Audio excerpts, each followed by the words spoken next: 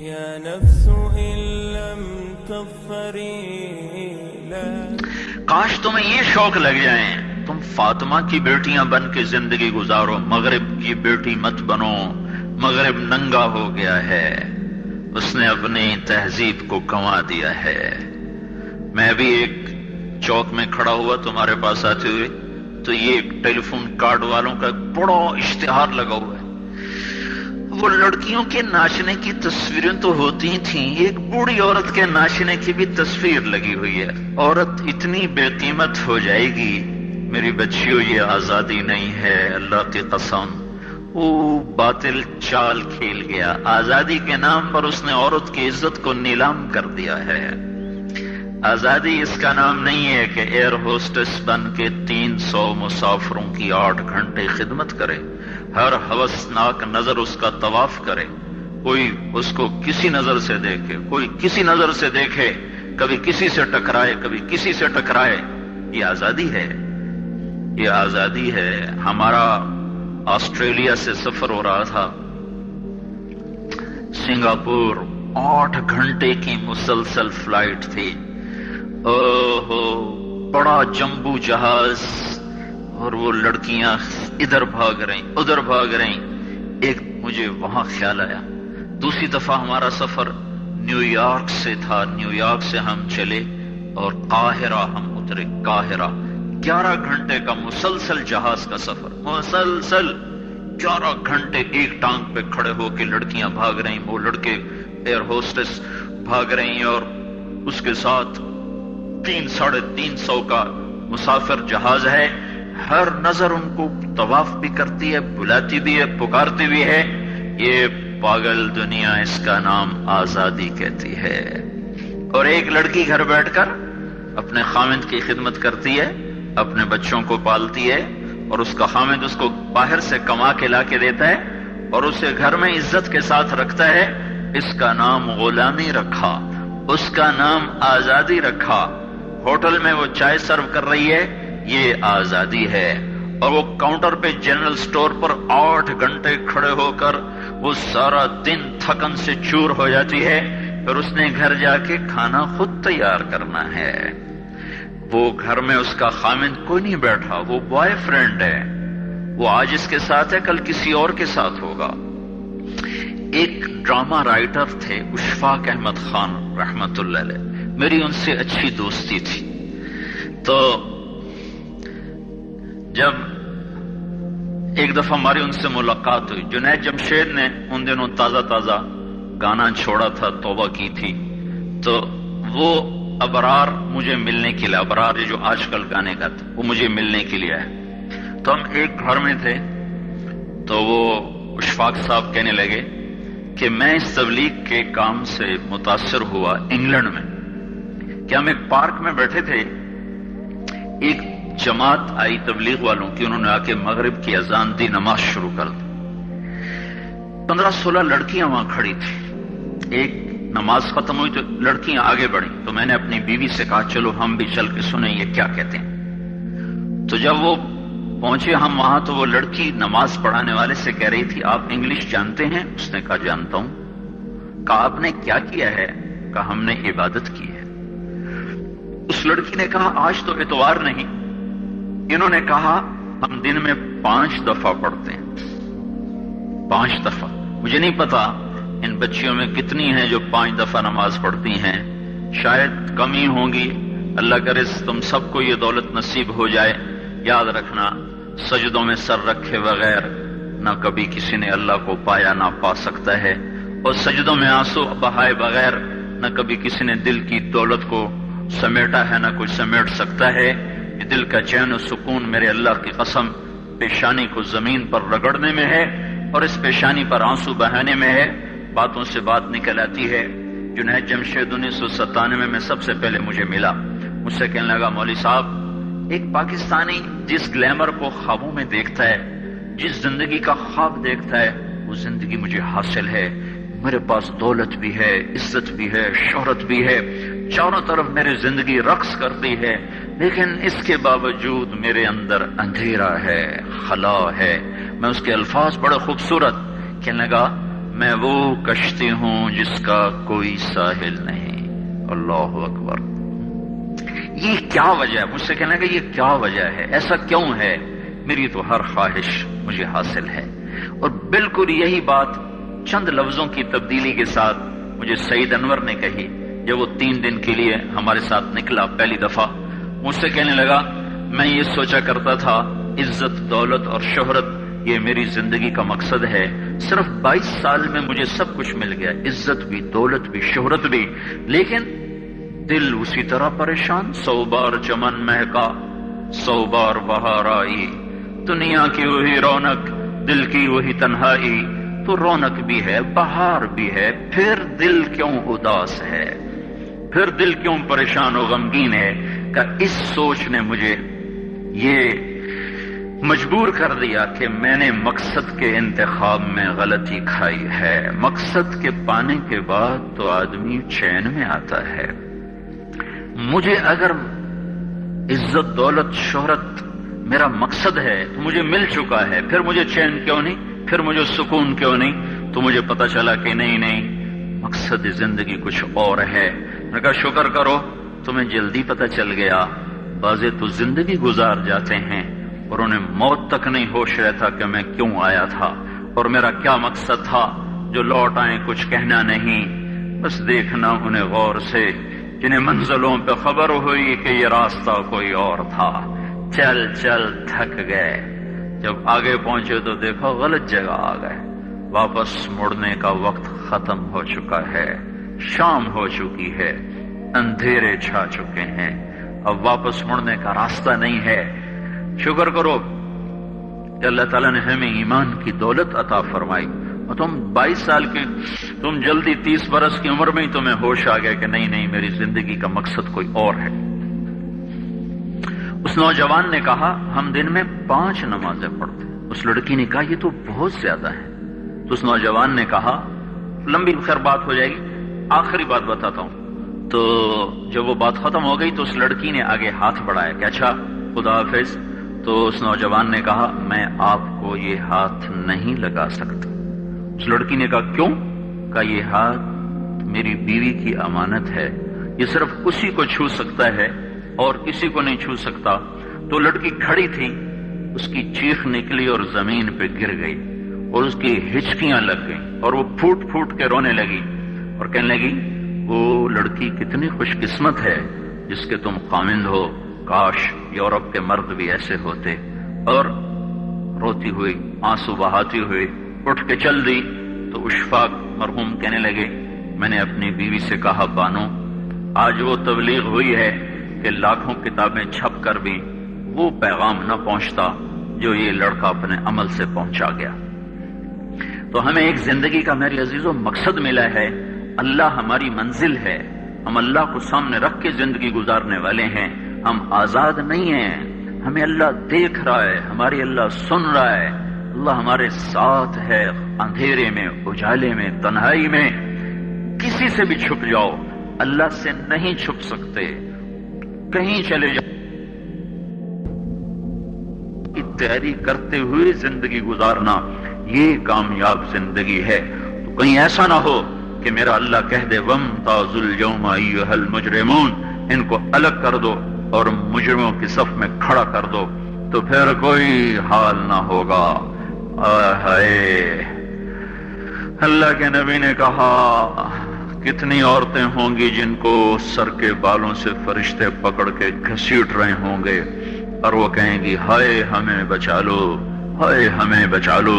اور کتنے مرد ہوں گے جن کے جبڑوں میں ہاتھ ڈال کر فرشتے ان کو گھسیٹ رہے ہوں گے، وہ کہیں گے ہائے ہمیں بچا لو، ہائے ہمیں بچا لو۔ تو اس وقت اللہ کہے گا اولم نعمرکم ما یتذکر فیہ من تذکر وجاءکم النذیر، میرے بندے یہ چند آنسو دنیا میں بہا لیتا، جو آج تو کر رہا ہے دہائیاں دے رہا ہے یہ تو دنیا میں دے لیتا، تو آج اپنے رب کی رحمت کو دیکھتا۔ تجھے بتانے والے بھی آئے تھے، تمہیں سمجھانے والے بھی آئے تھے، لیکن تو مذاق اڑاتا رہا، تو ان کے ساتھ مستیاں کرتا رہا۔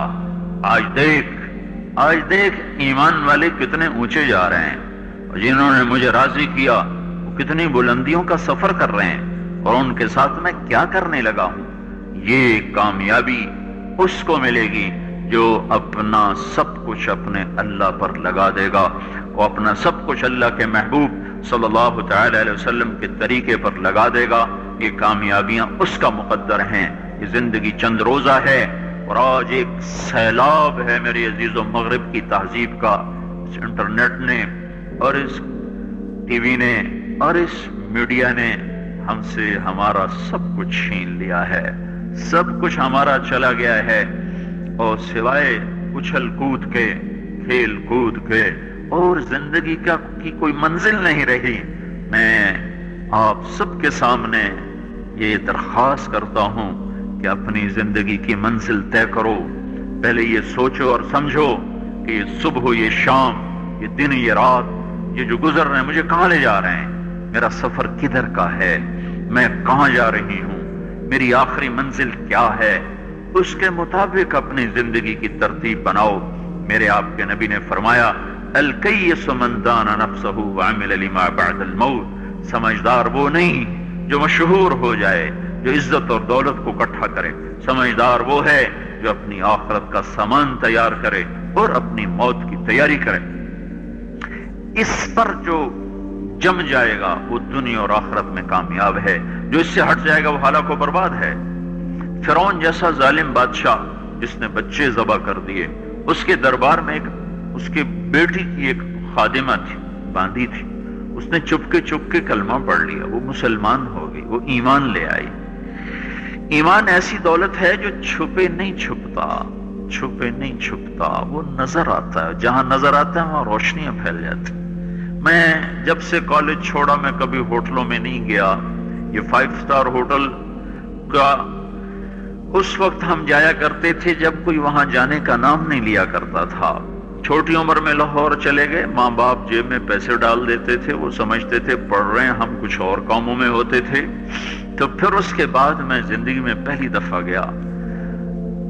ہمارے ایک دوست تھے، ان کی بیٹی کی شادی تھی.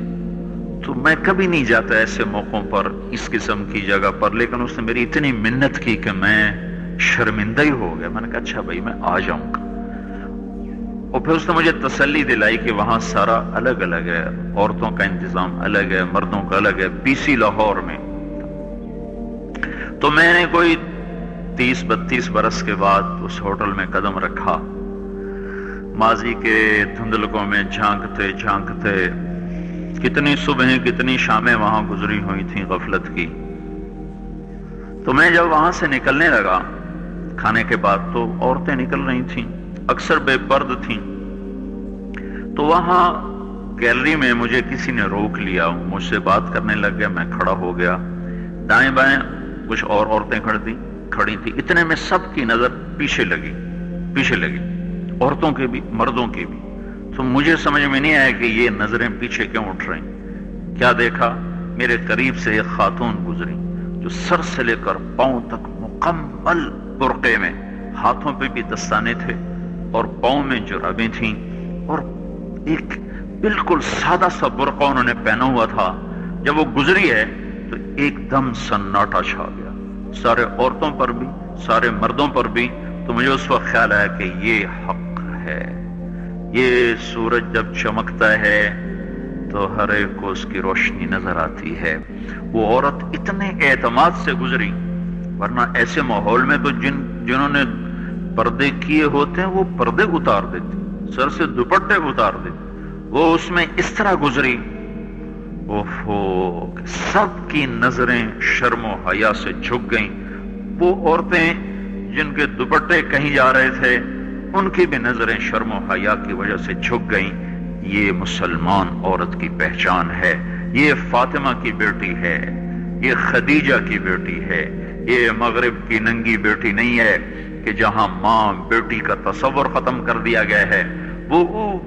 اب وہ گندگی ہماری طرف پھینکنا چاہتے ہیں، وہ ہمیں یہ گند چاٹنے پر لگانا چاہتے ہیں، اور ہم اللہ کی منت کر رہے ہیں یا اللہ تو اس نظام کو توڑ دے. ہماری تو بے بسی ہے. ہماری بیٹیوں کے سر سے دوپٹے اتر گئے، کپڑے مختصر ہو گئے. عجب حال ہے. حیا پتہ نہیں کہاں ہی روٹ کے چلا گیا، نظر ہی نہیں آتا. پہاڑوں میں جا کے بھی ڈھونڈا، وہاں بھی نہیں ملا، صحراؤں میں گئے، دریاؤں میں گئے، کہیں نہیں ملا۔ کبھی ایک صفت ہوا کرتی تھی، آج پتہ نہیں کہاں سے ملے گی، کس بازار سے ملے گی، وہ منڈیاں ہی بند ہو گئیں۔ جس قوم کی بچیاں ناچ گانے کو اپنا شعار اور شوق بنا لیں، ان کی نسل سے اب خالد بن ولید نہیں پیدا ہو سکتے، ناچنے والے ہی پیدا ہوں گے۔ محمد بن قاسم نہیں پیدا ہو سکتے، طارق بن زیاد نہیں پیدا ہو سکتے۔ یہ جلسے جلوس نکل رہے ہیں نا توہین رسالت پر، تو مجھے اس پر اور رونا آ رہا ہے کہ یہ دیوانے کیا کر رہے ہیں، اپنی دکانیں جلا رہے ہیں، اپنے ہی گھر جلا رہے ہیں، غریب لوگوں کے موٹر سائیکل جلا رہے ہیں۔ مجھے صلاح الدین یاد آیا، میں بہت رویا۔ وہ بھی کسی ماں کا جنا ہی ہوا تھا۔ اس کے زمانے میں کرک، ایک ہمارے پاکستان میں کرک ہے، ایک اردن میں کرک ہے، اونچی پہاڑی پر وہ شہر ہے، بڑا دشوار قلعہ ہے۔ اس پر ایک حکمران تھا عیسائی، اس کا نام تھا ریجنالڈ۔ تو کرک کے قریب سے قافلے گزرتے تھے حج کے، تو اس نے ایک دفعہ حاجیوں کے قافلے پہ حملہ کیا اور کہنے لگا بلاؤ اپنے محمد کو تمہاری مدد کرے، اور سارے حاجیوں کو تاتیق کر دیا۔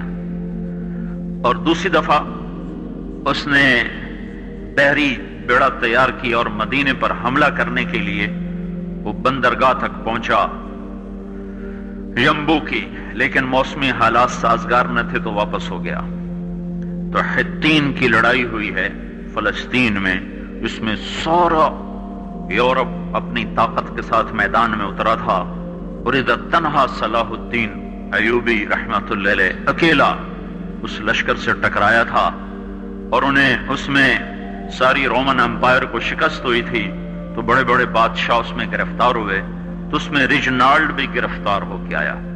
تو کوئی 12 بادشاہ تھے ریاستوں کے جو سامنے اس کے پیش کیے گئے، تو پیاس کی شدت سے سب کا برا حال تھا، تو صلاح الدین نے سب کو پانی پیش کیا، ریجنالڈ کو نہیں پیش کیا۔ تو یروشلم کا جو بادشاہ تھا ہم فرے، اس نے اپنا پانی بچا کے اس کو دیا۔ تو صلاح الدین نے کہا یہ پانی تو دے رہا ہے، میں نہیں دے رہا ہوں۔ اسلام میں یہ ہے جب کسی کو پانی پلا دو تو اس پہ تم ہاتھ نہیں اٹھا سکتے، یہ امن کی نشانی۔ تو صلاح الدین نے فوراً اسے کہا یہ پانی تو نے دیا، میں نے نہیں دیا۔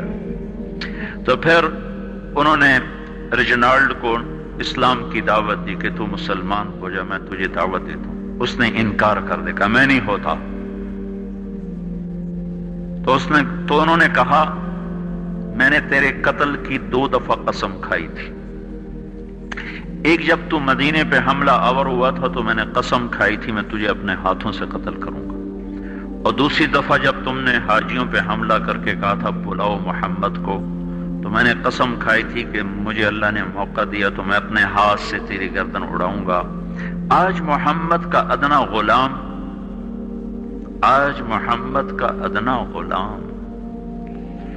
تیری اس بات پر یہ فریضہ ادا کرنے کے لیے آ رہا ہے، اور اپنی تلوار سے اس کی گردن اڑائی، وہ پیچھے لٹک گئی، پوری نہیں اڑی، پیچھے لٹک گئی، خوفناک منظر بن گیا۔ تو سارے بادشاہوں پہ کب کبھی طاری ہو گئی۔ تو صلاح الدین فرمانے لگے ہمارے مذہب میں یہ نہیں ہے، بادشاہوں کے ساتھ ہم بادشاہوں جیسا ہی سلوک کرتے ہیں، پر یہ حدود سے آگے چلا گیا تھا۔ اب مجھے یہ قصہ بھولا ہوا تھا، مجھے انہی حادثوں میں، انہی ہنگاموں میں وہ یاد آیا، تو بعد تنہائیوں میں بیٹھ کے بے بسی کے آنسو بہہ جاتے ہیں، اور اس کے سوا کوئی چارہ نہیں ہے۔ ہماری ساری نسل موسیقی میں ڈوب چکی ہے، جو بدن سرتال پہ تھرکتے ہوں، جو بدن موسیقی کے اوپر ہلتے ہوں، رقص میں آتے ہوں، ان پہ کانٹے ہی اگیں گے، ان پہ صلاح الدین کا پھول نہیں اگ سکتا، ان میں محمد بن قاسم کے پھول نہیں اگ سکتے۔ بانجھ ہو گئی ہے ہماری نسل، اور یہ یورپ کا سحر ہے جو چل گیا ہے، ہماری بے بسی ہے، ہماری بے بسی ہے۔ میں تو بس منت ہی کروں گا اپنے آپ کو پہچانوں، اپنی ہستی حیثیت کو پہچانوں، اپنی نسبت بدلو. تمہاری نسبت یورپ کے ساتھ ہو کے اگر موت آئی بے قیمت ہو جائیں گے. اگر مدینے والے کی نسبت مل گئی تو حضرت فاطمہ کے دائیں بائیں تمہیں بھی کھڑا کر دیا جائے گا, حضرت خدیجہ کے دائیں بائیں تمہیں بھی کھڑا کر دیا جائے گا. یہ چند دن ہیں, صبر کر لو. گھٹ گھٹ کے مر جانا ہی بیٹیوں کی روایت ہے. مشرق کی بیٹی, اس نے گھٹ گھٹ کے مرنا ہی سیکھا ہے. ہاں, یہ آزادی, یہ آوارگی, یہ مغرب کی عورت کا خاصہ ہے. اور 18ویں صدی تک مغرب میں بھی کوئی عورت ایسے ننگی نہ تھی, اور گھر کی زندگی تھی. 1792 میں لندن میں ایک عورت تھی, میری والسٹون کرافٹ. اس نے آزادی نسواں پر سب سے پہلے کتاب لکھی تھی کہ عورتوں کو آزاد کیا جائے. اس آزادی کا زہر ہے جو آج بھرا ہوا ہے. پھر اسی لندن میں 1792 1998 200 سال گزرے کہ اسی انگلینڈ کا سروے کیا گیا. عورتوں سے پوچھا گیا تم گھریلو خاتون بن کے رہنا چاہتی ہو جو اسی طرح جیسے آج زندگی ہے؟ 98% عورتوں نے کہا ہم گھر کی خاتون بن کے رہنا چاہتی ہیں, لیکن ہمیں خامند میسر نہیں ہے. ہمیں بوائے فرینڈ ملتے ہیں جو ٹیشو پیپر کی طرح مسل کے ہمیں پھینک دیتے ہیں. تو اس غلاظت کا انہیں بھی پتہ چل چکا ہے, لیکن اب وہ نکل نہیں سکتے. جو نکالنے والے تھے وہ خود اس پر ریچھ گئے. نکالنا ہم نے تھا, ایمان والوں نے. ہم خود اس زندگی پر ریچھ گئے ہیں. اپنے آپ کو نکالو اس دلدل سے. ہماری عورت, ہماری بیٹی کی عزت یہ نہیں ہے کہ وہ زینت محفل بن کے بیٹھی ہو. ہماری بیٹی کی عزت یہ ہے کہ اس کا ناخن بھی نظر نہ آئے. ہماری معراج یہ نہیں ہے کہ وہ سٹیج پہ ناچ رہی ہو. ہماری معراج بھی یہ کہ وہ رات کی تنہائی میں قرآن کے سامنے بیٹھ کے رو رہی ہو.